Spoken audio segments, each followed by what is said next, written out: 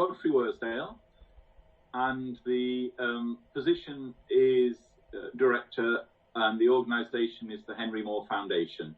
And it won't fit neatly into any form, but just so it's clear that, and maybe partly relevant, because we have three strands, and they're all to some extent or other relatable to the Royal College. So our first strand, as it says on the tin, as it were, is Henry Moore. Yeah. And we're a charitable foundation responsible for his legacy. And a very important part of his legacy is that he was a student of the Royal College of Art, that he was a teacher at the Royal College of Art. And if you go into the Royal College of Art archive, you will find a Madame Tussauds waxwork of Henry Moore to frighten you off. So he's very, as a concept, the Henry Moore Foundation is quite engaged with the Royal College. In fact, one of our former employees is now working in the Royal College archive.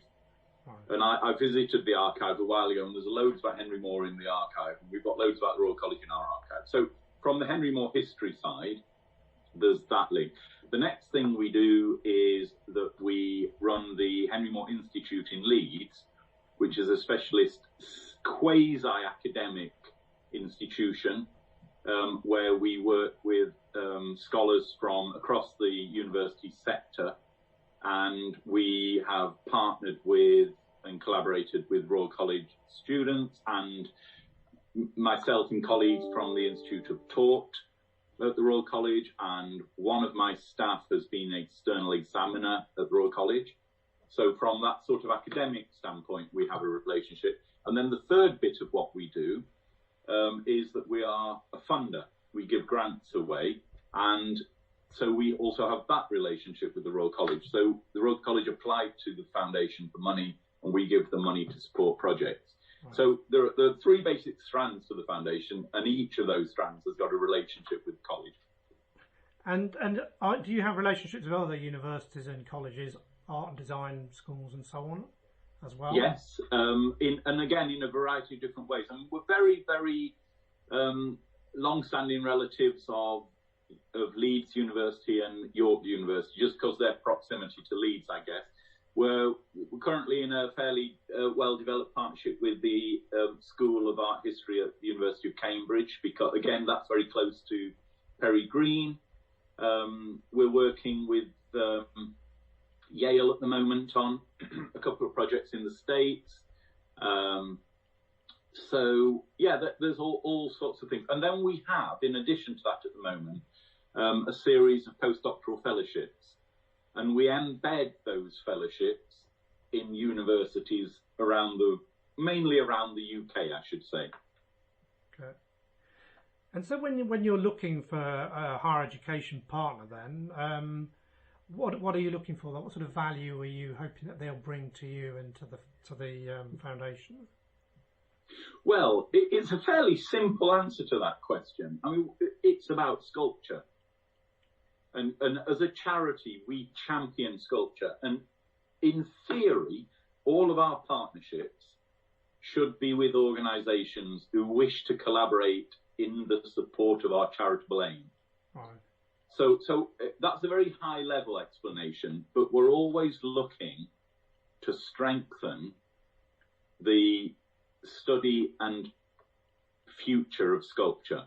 So that could be by helping a young sculptor to get their career going, or it could be to help a young academic to more fully research and understand the history of sculpture.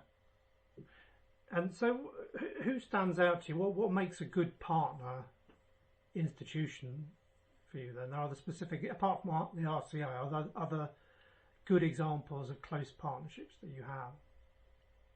Yeah, the probably the most outstanding partnership in recent years has been one that we've developed around the Henry Moore Institute in Leeds, which I don't know if have you been to the Institute in Leeds, or do you know the building? No, I know Leeds. I studied in Leeds, so. Okay, well, when were you last there? Studied in the 1980s. Last there about 3 years ago, something like that. Okay, so you know the Hedgerow? Yes.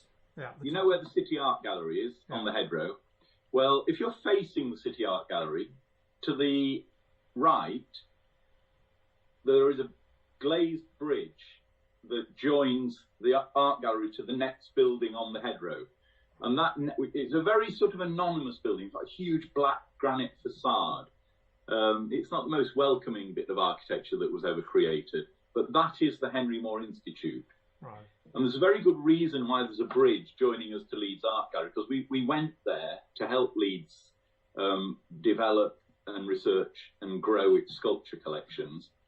And then over the years, Henry Moore was also very instrumental in the development and launching of the Yorkshire Sculpture Park.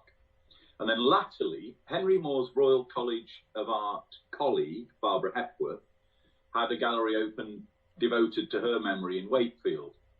Right. So what that gave us is this completely unprecedented situation, internationally unprecedented, where you had a municipal gallery in Leeds with a brilliant sculpture collection, an institution dedicated to the research and development of sculpture, a massive 500-acre park devoted to sculpture in the outdoors, in the landscape, and a museum dedicated to the memory of Britain's greatest female sculptor, Barbara Hepworth, arguably Britain's greatest sculptor, depending on who you talk to. Yeah.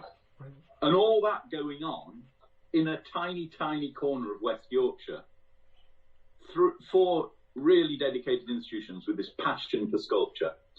So we built this partnership, pulling those 4 institutions together, attracted lots of money, and critically attracted the interest and contribution and partnership of the University of Leeds and of Beckett, which was the old Leeds Met. Yeah.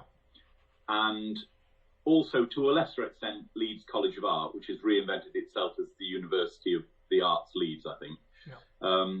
So those 3 academic institutions in the city, those 4 galleries in the area, and several other partners that I won't mention for now, but that collaboration was is an astonishingly successful thing, and absolutely logically because of the thematic. You know, we've all got this real commitment.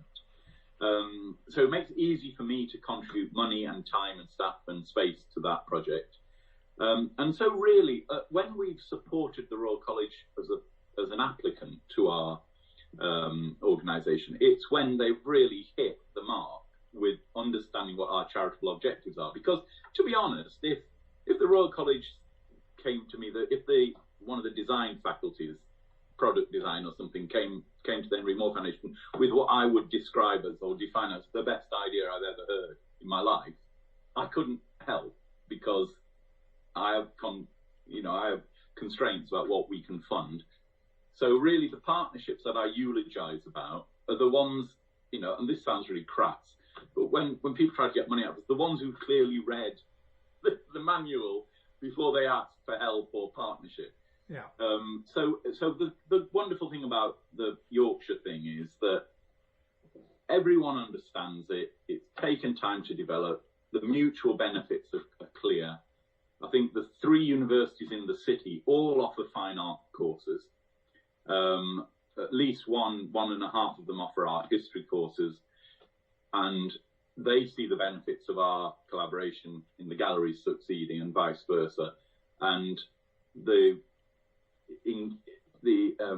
numbers of people who want to study art and art history and related courses in Leeds is very strong, and all the courses there are always massively oversubscribed. Okay. So before you took up the role at the foundation then, had you heard of the Royal College of Art then in your previous...